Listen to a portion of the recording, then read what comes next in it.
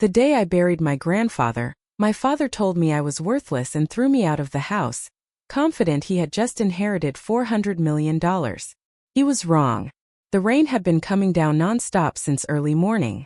By the time we walked out of St. Matthew's Church, the gray Charleston sky felt like it had soaked straight into my bones. George Walker was not just my grandfather. He was the calm voice in my life, the one steady place in a house that ran on sharp comments and long freezing silences. The funeral was quiet and respectful. The pews were filled with people from town, men and women whose lives he had helped build piece by piece over the years. My father, Richard, stood up front, shaking hands and accepting condolences like a man running for office. His grip was strong. His smile was practiced. For a second I thought grief might have softened him. That feeling did not last. A few hours later, after everyone had gone home and the smell of wet flowers still hung in the air, I was sitting alone in the estate's drawing room. I held a mug of coffee that had gone cold, staring at the old oak mantel. That was where George used to lean his arm when he told me stories about his life. Richard walked in. The polite face he had worn all day was gone. "It's finished," he said, flat and emotionless. "The estate transfer is complete. $400 million. All in my name." He said it the same way someone might talk about the weather. Then he let a small smile creep across his face. I nodded, not sure what he wanted from me. He did not wait for an answer. "You are useless now." First, the words did not even make sense. "Excuse me. You have coasted long enough," he said, his voice sharp and clean. "Pack your things. I want you out of this house by morning." For a moment I could not feel my hands. This was my father. The man who taught me how to ride a bike. The man who used to lecture me about drive and ambition. Now he looked at me like I was a broken chair he wanted gone. I stood up straight even though my chest felt tight. "Fine." My voice stayed steady. I was not going to give him the satisfaction.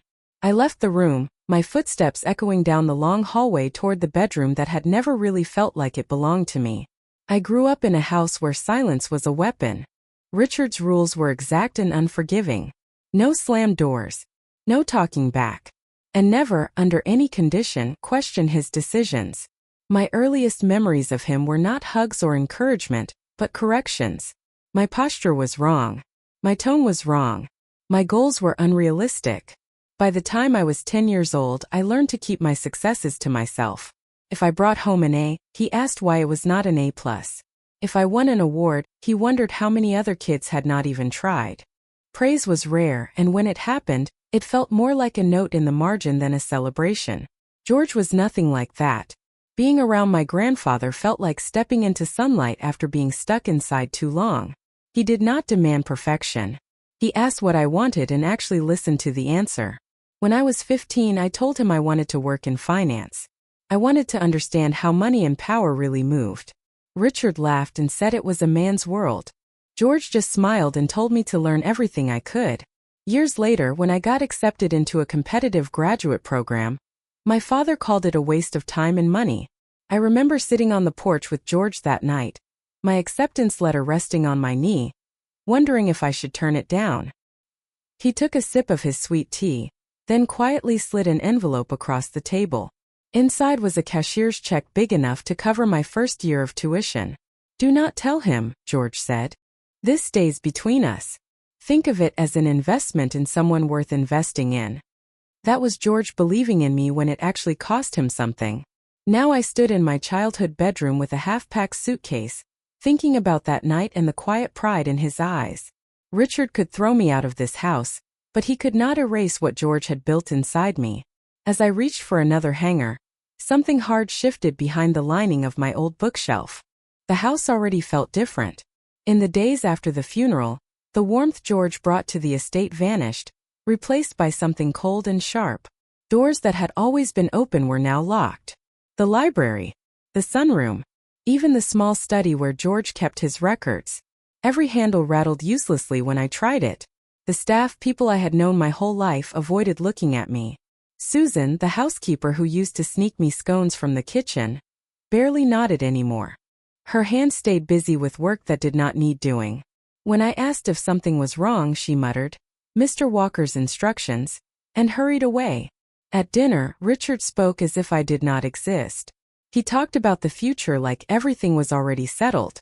Renovations, new investments, cutting costs, tightening the household. Every word made it clear I was not part of whatever plan he had in his head.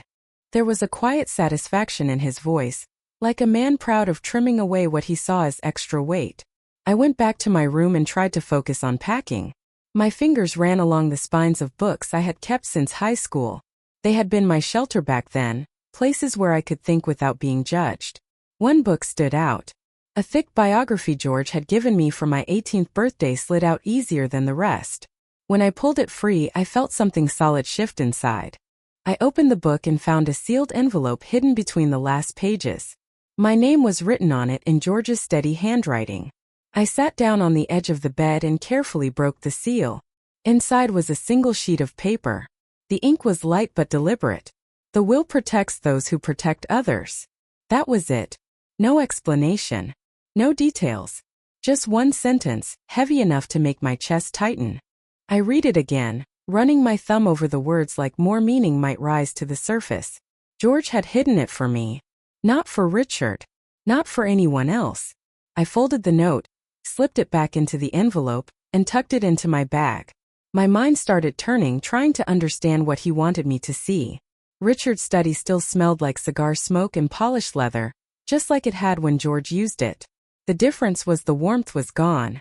Richard sat behind the heavy mahogany desk, leaning back in George's old chair as if it had always been his. A crystal glass of bourbon sat near his hand, catching the light. "Sit," he said without looking up. I stayed where I was until he finally lifted his eyes. A small smile pulled at his mouth. "I suppose you have heard," he said, like the whole city was not already talking. $400 million. All mine. He spoke without grief. Only pride. Like someone who had won a game rigged in advance. I stayed silent. "You have had a long and comfortable stay here," he continued. Then his tone hardened. "But you are not a child anymore. You are a financial burden. And honestly, you have been coasting." He said it like a final judgment. I almost laughed. I had been working since I was 16. I paid my own way through most of graduate school thanks to George, not him. But arguing would have changed nothing. "I want you gone by morning," he said, leaning forward, elbows on the desk. "No drama. No goodbyes. This is my house now. I decide who stays." He watched me closely, waiting for me to crack. To beg. To plead.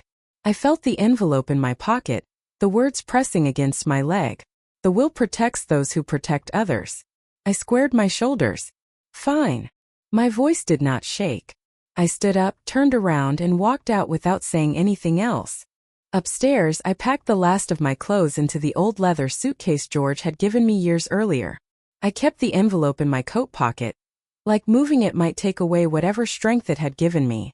When the grandfather clock in the hallway struck 9, my bags were by the door. I did not look back when I stepped into the cool Charleston night. By the next afternoon, I was dragging my suitcase up the narrow stairs of a brick walk-up downtown. The apartment was small enough that I could touch both walls if I stretched my arms, but it was mine. No locked doors. No one watching to see if I was good enough. I sold a few pieces of jewelry Richard had given me over the years. They were always more about appearances than care. The money was not much, but it covered the deposit and the first month's rent. My job as a financial analyst allowed me to work remotely. I set up my laptop on the tiny kitchen table and forced myself into a routine. Normal hours. Normal days. At night, though, I kept pulling the envelope from my coat pocket and reading George's words again and again. The will protects those who protect others. The more I read that line, the more I knew it was not something George would have written without purpose. It was not casual, and it was definitely not meant for my father. I started digging quietly. Public records. Probate filings. Old newspaper articles about estates with strange conditions. Most of it led nowhere. Pages of legal language that meant nothing. But every now and then I found something that made my heart beat faster. Trusts that only released money if certain rules were followed. Estates tied to public projects or long-term commitments. George had been careful in everything he did. It made sense that his will would be the same. 3 days after I moved into the apartment, my phone rang with a number I did not recognize. I almost ignored it. Something told me not to. "Is this Daniel Walker?" a woman asked. "Yes. This is Evelyn Cole. I was your grandfather's attorney." She paused on purpose. "We need to talk about his will." Her voice was calm, professional, with just a hint of amusement underneath. Enough to make me sit up straighter. "It is unusual," she added. "How unusual?" I asked. She gave a short laugh. "Let us just say your father's week is about to become very uncomfortable. Can you come to my office tomorrow?" The next morning I did. Evelyn Cole's office was not what I expected. No dark wood. No heavy rugs. Just clean lines, soft colors, and a wall of neatly labeled files. Everything was precise. She motioned for me to sit across from her desk and folded her hands, studying me like she already knew how this would end. "I have been waiting for you," she said. "Your grandfather understood the dynamics in your family." "You mean my father?" "Yes," she said calmly. "Especially your father." She pulled a thick binder toward her. "Your grandfather placed the entire estate into a trust. Every dollar. Richard cannot access a single cent of the 400 million unless certain conditions are met." My pulse jumped. "What conditions?" She smiled slightly.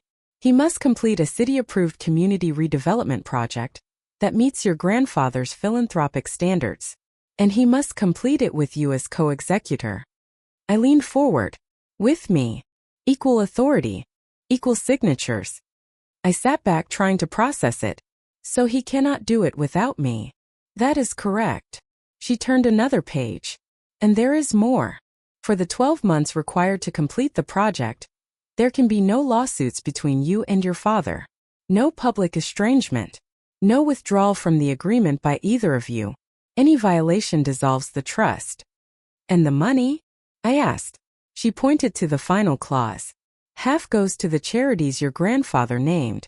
The other half goes directly to you." For a long moment, the only sound in the room was the hum of the air conditioning. I pictured my father sitting in his study, certain he had already won. I heard his voice calling me useless. "He planned this," I said quietly. "Yes," Evelyn replied. "He wanted the person he trusted most to protect his legacy. And that person was not your father." I ran my fingers along the edge of the desk, slow and steady. "When does Richard find out?" Her smile widened just a little. "He already has." Something settled in my chest. Cold. Focused. Then I guess I should expect a visit. It came less than 24 hours later. There was a sharp knock at my apartment door. When I opened it, Richard stood there in an expensive coat. Still polished. Still controlled. But the edges were cracked. His face was pale, and there was sweat along his hairline. "Daniel," he said, forcing a smile. "We should talk. Family to family." I stepped aside and let him in. He looked around the small living room, his eyes lingering on the second-hand furniture like it offended him. "The bank says there has been a misunderstanding," he said, sitting down. "Some trust issue. Red tape." His voice sounded light, but I could hear the strain. "It is not a misunderstanding," I said. "It is the will." He waved his hand. "Your grandfather was sentimental. We can work around this." He leaned forward, lowering his voice. "Blood is blood. We have had differences, but we can fix this. Together." George's words came back to me. "Do not react. Negotiate." "What are you proposing?" I asked. "That you sign what is needed so I can move forward. You will be compensated, of course." "That is not how it is written," I said. His smile tightened. "I am offering you an easy way out," he said. "You think you can manage a multi-million-dollar project without me? You will ruin it. You will ruin us." The threat sat there, quiet and sharp, waiting to see if I would blink. I did not move. I did not blink. "If you want the money," I said, "you follow the terms. Every one of them." His jaw tightened. For a second, I thought he might lose control right there in my living room. Instead, he stood up and smoothed his jacket like nothing had happened. "Think about it," he said, and walked out. I closed the door knowing I would not need to think at all. He would come back. He had no choice. 2 days later, the agreement was finished. Evelyn helped me shape it line by line, every clause tight and deliberate, written with the same care George had used in his will. My father would publicly acknowledge me as co-executor. He would cover my living expenses for the full length of the project, and 3 specific estate properties would be transferred into my name outright. No conditions. No takebacks. When I slid the document across the conference table in Evelyn's office, my father skimmed it, then looked up at me. "You cannot be serious." "I am serious," I said. He leaned back, arms crossed. "I am not signing this. You are extorting me." I stayed calm. "The will is extorting you. I am offering you a way forward." For a week he stalled. Said he was busy. Sent pages back covered in red ink. Hired another lawyer. A sharp man in an expensive suit who lasted exactly 1 meeting before admitting the truth. George's language was airtight. Without me, the $400 million might as well have been locked in a vault at the bottom of the ocean. When my father finally came back to Evelyn's office, he was quieter. Not broken. Not apologetic. But heavier somehow. He picked up the pen, rolled it between his fingers, then signed every page in fast, hard strokes. Evelyn notarized the papers, her face neutral, though I caught a brief spark of satisfaction in her eyes. My father pushed the folder toward me, his knuckles white. "I hope you know what you are doing," he said. "I do," I replied, sliding the agreement into my folder.